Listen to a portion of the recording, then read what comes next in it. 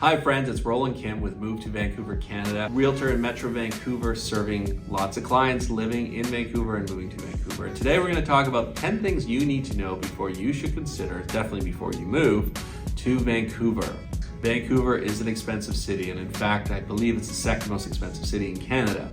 So a lot of folks, when they consider moving here, they might consider renting first, because what it allows you to do is get a sense of all the different neighborhoods in the greater Vancouver area, and depending on what your needs are, what your job is, where you travel, you might discover there's spots that are priced more aggressively, more affordably, that you could consider, and that is a benefit, again, if you should decide to rent before you buy when you move to Vancouver. Slow down the process and really understand all the different neighborhoods, and that is certainly something I can help with.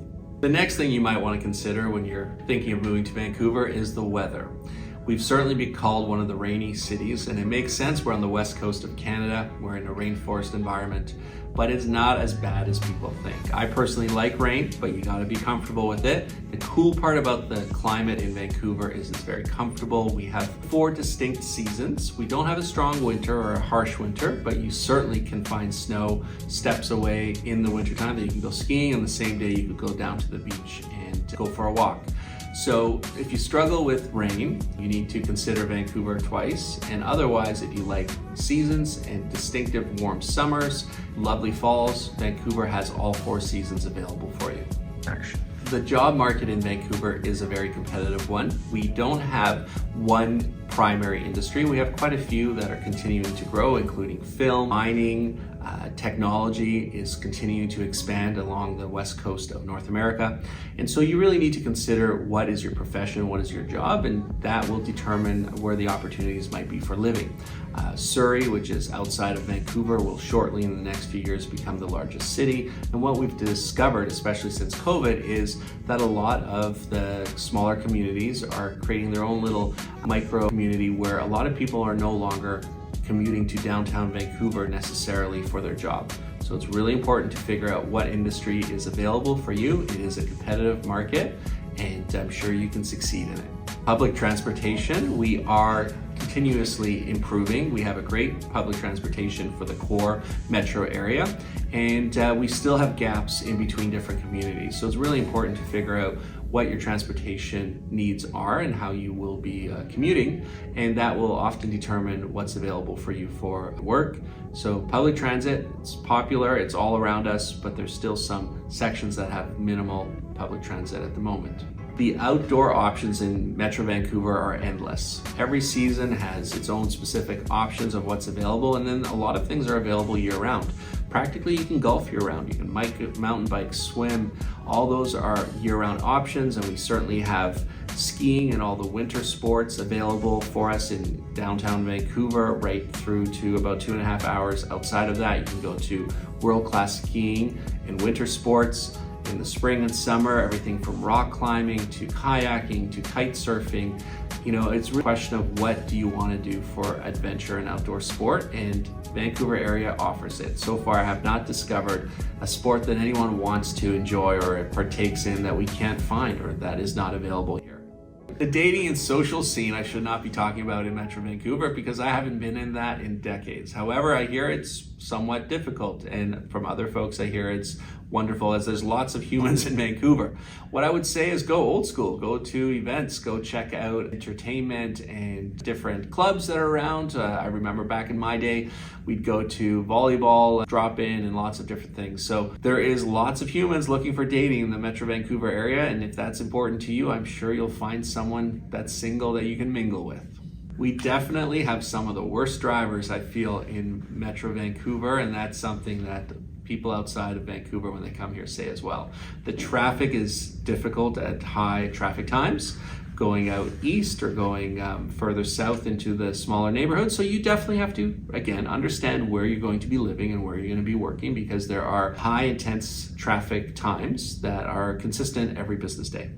And equally, used to, there's certain folks that I've spoken to that have moved here from the East Coast, and they're used to a 1.5 to 2 hour traffic all day, back and forth, and we're better than that. But we certainly have a lot of main corridors that are going to be busy every day, And so if you're living in areas that don't have public transport, then you will be using a car, and you will need to be aware of our traffic challenges. Metro Vancouver is one of the most wonderful multicultural areas that I've ever lived in. You have the classic zones of Richmond with the strong Asian community. You have Little Italy off Commercial Drive. You have the Polish community into Coquitlam.